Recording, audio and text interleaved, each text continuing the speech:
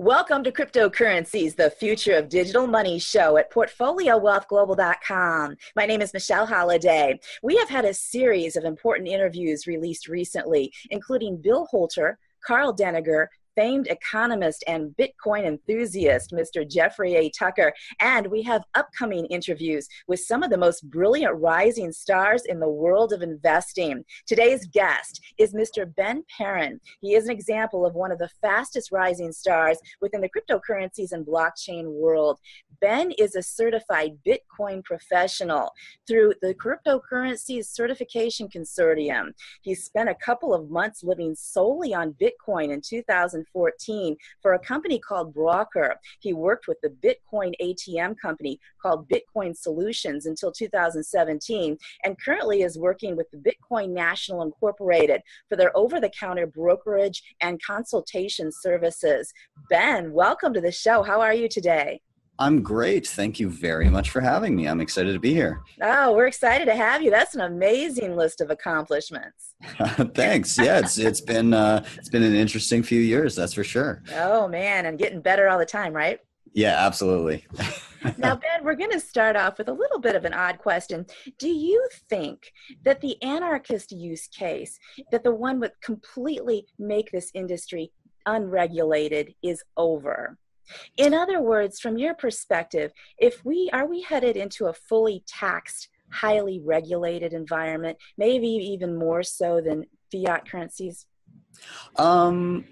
My short answer is I don't think that is out the window. I think there's going to be a little bit of both, and I think it's going to be easier for people who are more or less anarchist to live the way that they want to live. The beauty of digital currency is it gives people choice where there was no choice before. Up until 2009, wherever you were born was the currency you got.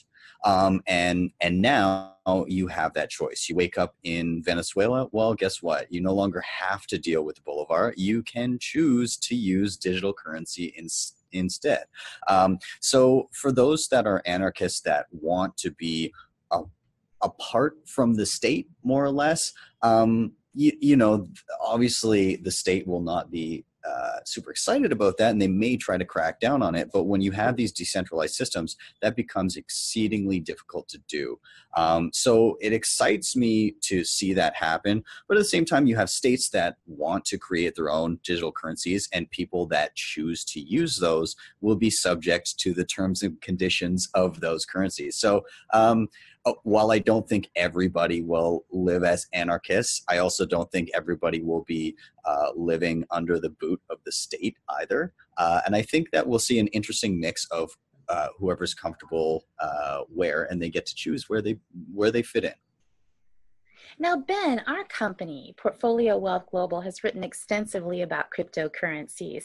And one of our observations in our newsletter is that the non-financial aspects of blockchain technology could easily soar high above in terms of importance over the financial aspects of coins. What are your thoughts on that topic?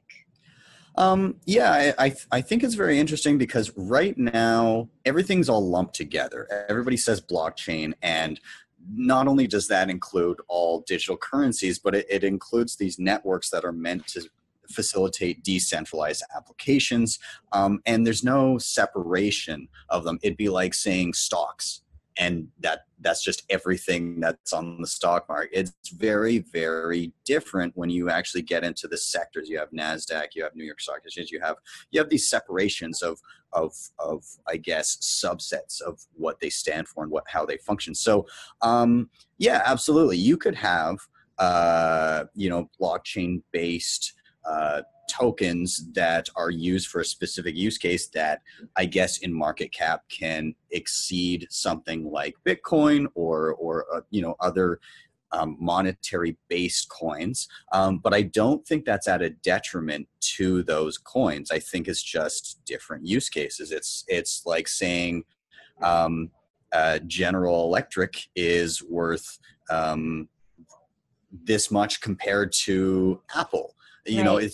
They're very different things. So yeah, I think that you could have market caps surpass those of the currency coins, but I don't think it really matters because I think they're very different. Now, Ben, you're the host of an incredibly popular and extremely educational YouTube channel called BTC Sessions. Please tell us a little bit about your own background and what led you into becoming so interested in cryptocurrencies and so knowledgeable in the blockchain technology space. And of course, how you launched your channel.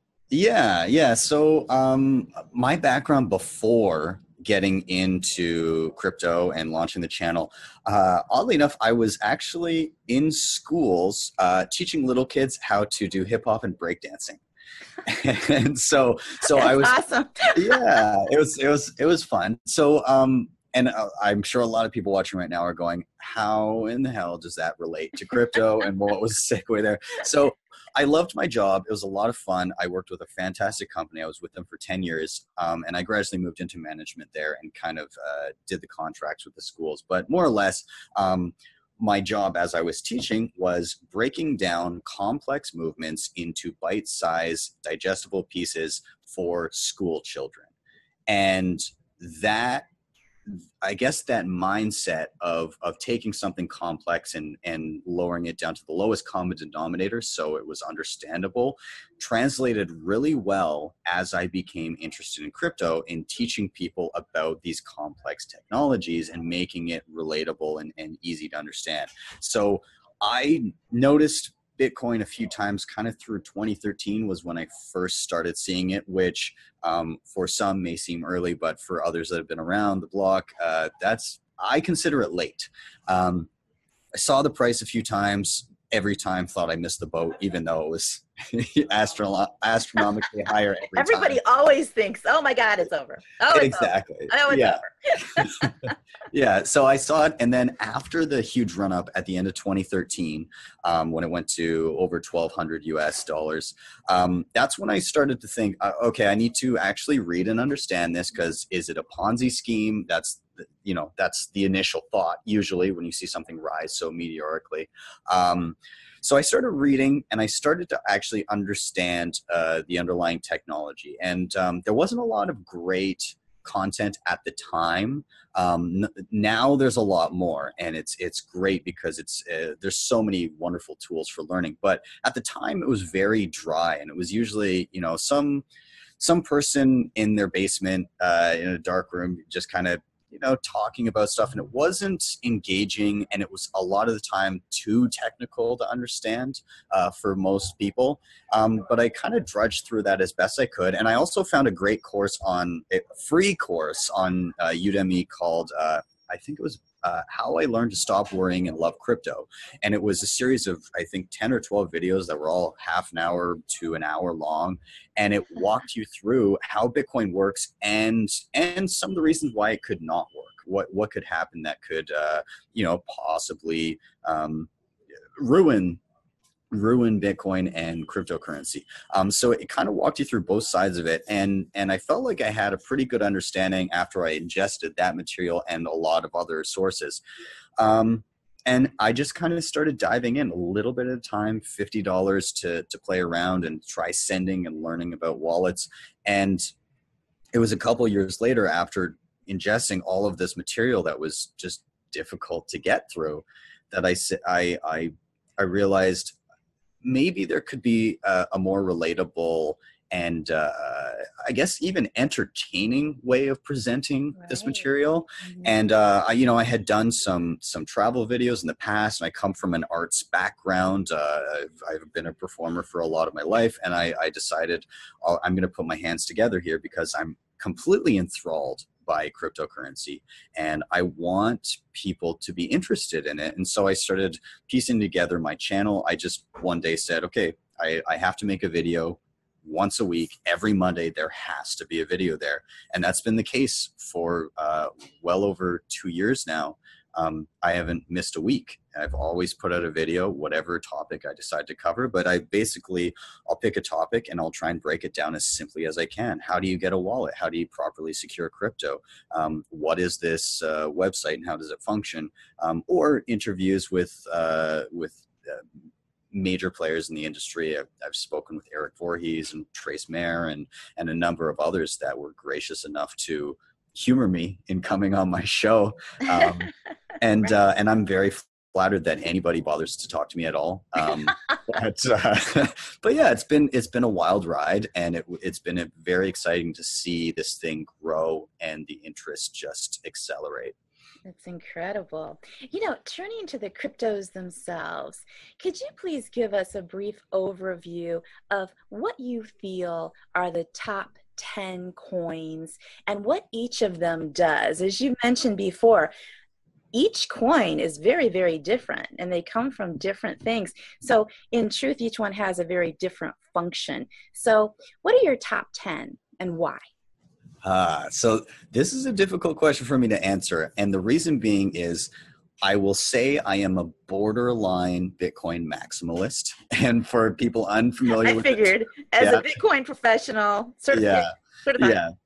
So people unfamiliar with that term, it means that on the far end of Bitcoin maximalism, you have people that believe in the end, everything else will go to zero and Bitcoin will be the only platform used, and every technology that is adopted by smaller coins will eventually be incorporated into Bitcoin.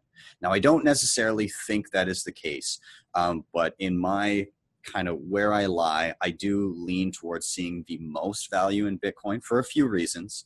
I believe it to be the most decentralized system, and part of that is in the way it was incepted, the fact that somebody anonymously created the code, open sourced it, and just dropped it for everybody to use, and then stepped back, and there's no longer a central figurehead to refer to that could be perhaps coerced to not necessarily change the system, but influence others to change the system. So I view that as a very a positive thing, even though others will look at that and say, oh, there's no governance. I think that's a good thing. I think it should be whatever the masses want, that's the direction the system should go, and that's what I like about it. Now, that being said, I do look to other coins and I see usefulness. So I don't think Ethereum's going anywhere anytime soon. Some of my maximalist friends will cringe when they hear me say that, but it's going to be around. So loyal to Bitcoin. I know.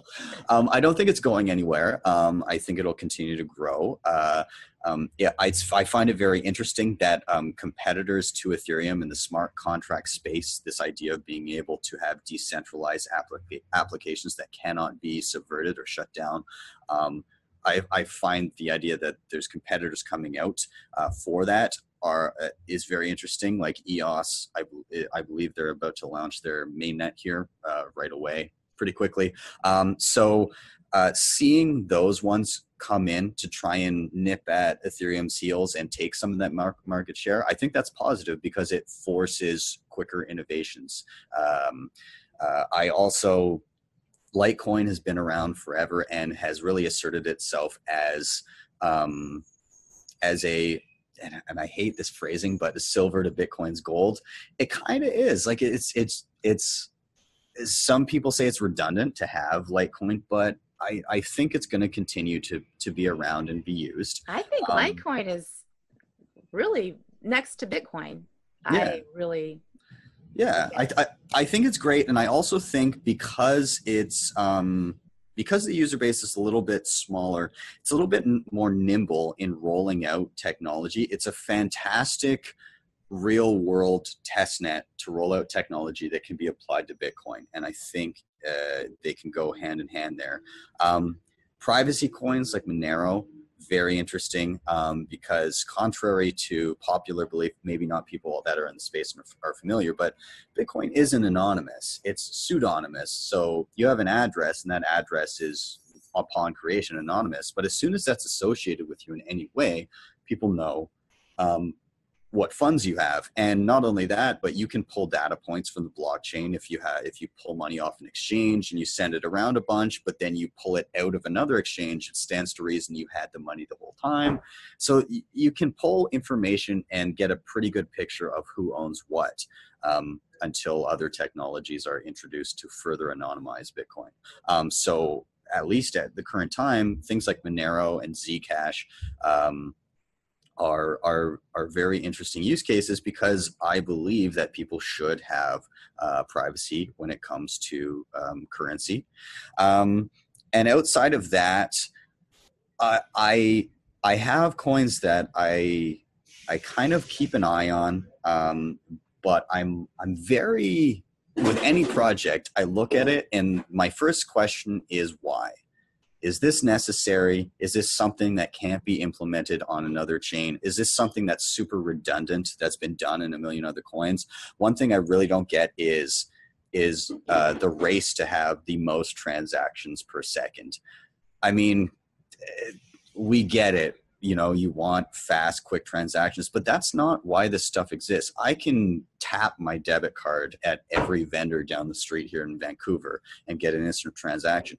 That's not why cryptocurrency exists. It exists for censorship resistance and in some instances, hedging against national currencies being printed into oblivion. That's where I see the usefulness first and foremost, and that's why I got involved. Right, the safety against the fiat currency system, which many people are just believe is about to implode. Yes. I think that they're very good at stringing things along. So as much as I'd love to see it implode quickly, I think they'll pull out all the stops to really hobble this thing along as long as they can. Now, Ben, would a cryptocurrency project in which each coin is fully backed by a fixed price or a stable price tangible item be much better than the current versions of the cryptocurrencies? I very strongly feel not.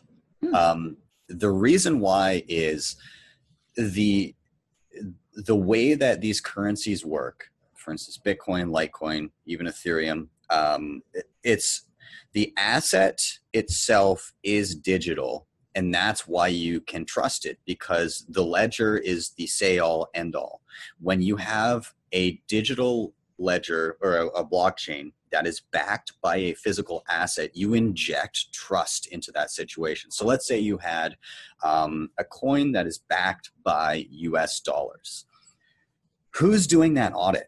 Who is the person that's in charge of going, we have X number of US dollars, so we have X number of this currency. So it was just announced, I believe, was it Circle is doing a US-backed digital currency. And they got some funding from Bitmain. And so anyways, and you have instances like Tether, where Tether is backed supposedly by US dollars. And I'm not saying that they're not, but I'm also not saying that they are.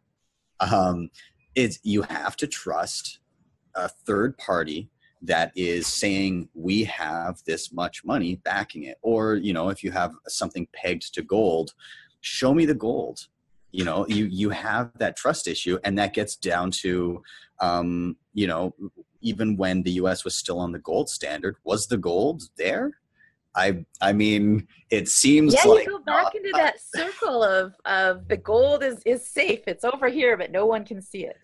Exactly. Yeah. And so I think it's history repeating itself, and it's governments realizing that, or, in some cases, corporations realizing that, okay, digital currency is a thing and it's a trend and everybody's into it. How do we take the old system where we have a lot of control and upgrade it and give it, a fresh, slap some lipstick on a pig here and make our new government issued fiat digital currency. And I think that's what we're going to start to see. But the beauty here is that we get to compare and contrast over time. So people may start using this stuff, but when it's 5 years down the road, and your fiat digital currency is sitting there in savings, and your actual cryptocurrency sitting there in savings, and all of a sudden the purchasing power of one is way more than the other, people will start to learn what really causes something to be valuable versus fiat. Interesting. Yeah. Turning now to the future of this sector. In your opinion, 5 years from today, will cryptocurrencies, what will they look like? Will there be hundreds of thousands of coins, or will there only be a few dozen coins that survive? I think it's still early enough that there's going to continue to be more coins. Hundreds and thousands of coins. Yeah. At some point, there comes a time where people start to look and say, is this necessary? Do we need another coin for this and another coin for that? I don't think that's right away, though. I think it's too new. I think there's too few people that have been involved in the space. We've still got the entire rest of the world that has yet to even play with this stuff, and they're going to go through the same learning curve that anybody has that's been in since 2009, 2010. So it's going to take time to inform people and get them to think objectively about this stuff and critically about this stuff. And so we're going to see a ton of, well, this one's even faster. Yeah, there's going to be a lot of that, but I do think over time, these other currencies won't necessarily disappear. You look at stuff from 2011, 12, 13, 14, like the altcoin, the old altcoin boom. They're still around. They're just not worth much. They're still free floating. Somebody's willing to pay something for them, but they're a shadow of their former selves. And I think you'll see, even with, you look at the top 10 right now, you contrast that with the top 10 4 years ago, there's only 3 in the top 10 that still exist, or well, not that still exist, that were in the top 10 way back then. The rest of them have whittled away and are, sub 100, sub 200, like they've really disappeared. And so I think you'll see that again. If a few years from now, you look at the top 10 and many will be unrecognizable and brand new. And the ones that are still around or, are still near the top, you'll know that they have staying power and use cases and user bases. So in answer, I think both, the undesirable one first, and then we'll really hone in on what's useful. Right. And the ones, the major ones like Bitcoin, Ethereum, and Litecoin, will probably still be here, while the other ones, you think things like Ripple and things like that may have an opportunity to probably. Yeah, it's interesting because one of the ones that was there 4 years ago is Ripple, which when I look at it, I view Ripple as the antithesis of what cryptocurrency was invented for. But I also am more than happy to say that people can build whatever they want. That's the beauty of the space. But it is one of the ones that was there 4 years ago. Full disclosure, I don't hold any Ripple. But that's one's been around for a while, and that may be one of the ones that doesn't go away. I don't know. Yeah, it's very hard to predict, and then, like EOS is another one that is almost just an incredible concept. Yeah. And it happened quickly, very quickly. It's growing so fast, and there's a lot of hype behind it, and it'll be interesting to see if that hype is delivered upon.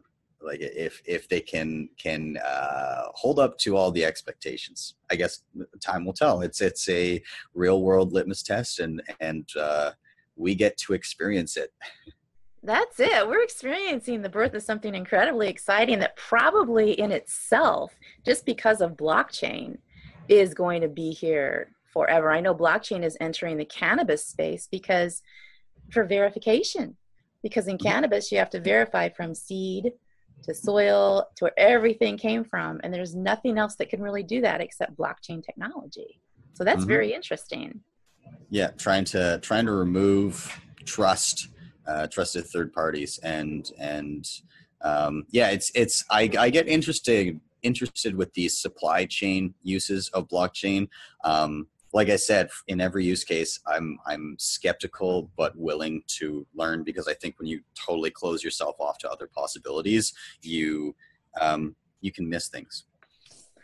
Ben, what is the Cryptocurrency Certification Consortium?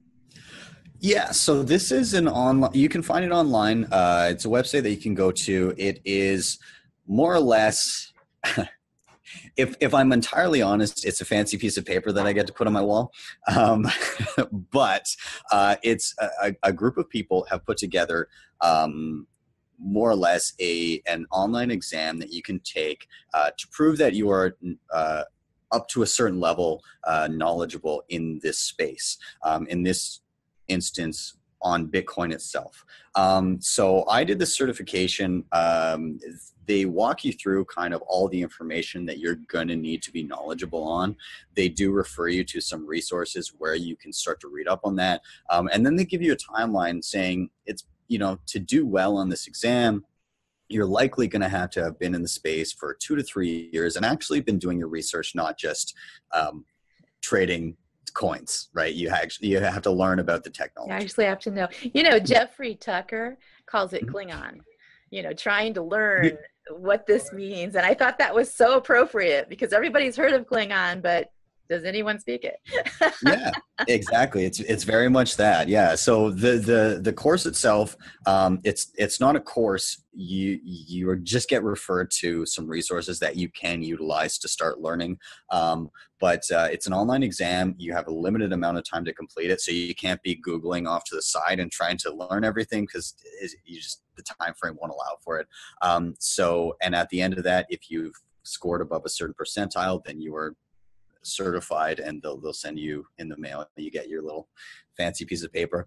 For me, it's not that I thought it was entirely necessary to be certified, but being able to say that when dealing with people from outside of the cryptocurrency realm, people that are used to the idea of looking to a higher authority to tell people who is informed and who is not. I'm absolutely certain that, the same way anything else gets accredited, as this industry and this space grows, there are going to be accreditations, not just from the consortium, but it will grow into probably a university situation.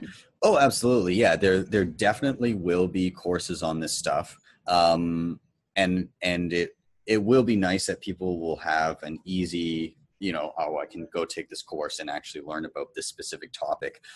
Right now, it's interesting, because the only way to really know what somebody knows is let them speak, hear what they have to say, and ask them questions. And you can quickly find out how well informed somebody is. So I didn't find it necessary for what I'm doing to have this accreditation, but for me it was more, I wonder how I'll do on the test. It was just this curiosity of mine. So if you have to pay, I think it's $75 to take the exam, and then you can get the thing mailed to you afterwards if you want to be a certified Bitcoin professional. Yeah, I don't know. It was fun to take the exam. I enjoyed it. Or you could just listen to the expertise on your show. Yeah, exactly. If you want to learn. This has been so fun and such an honor to have you on. How can everybody follow your work? Yeah, a couple ways actually. So you can find me on YouTube, just BTC Sessions. You can follow me on Twitter. I'm super active there. The handle is @BTCBenny. And then also you can check out the company I'm now currently working for. They're called BitNational. We're based in Calgary, Edmonton, and Vancouver, and expanding. It's a Bitcoin ATM and over-the-counter brokerage.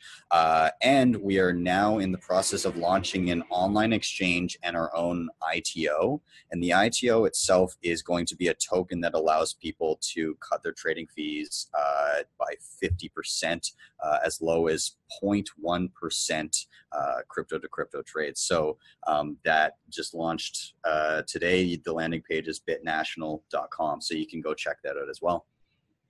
Wow, today, that's great timing. Yeah, yeah. Thank you so much for being on. Yeah, thank you for having me. I really appreciate it. Mr. Ben Perrin, cryptocurrencies expert and host of the BTC Sessions YouTube channel. For Cryptocurrencies, the Future of Digital Money show, I'm Michelle Holliday at PortfolioWealthGlobal.com.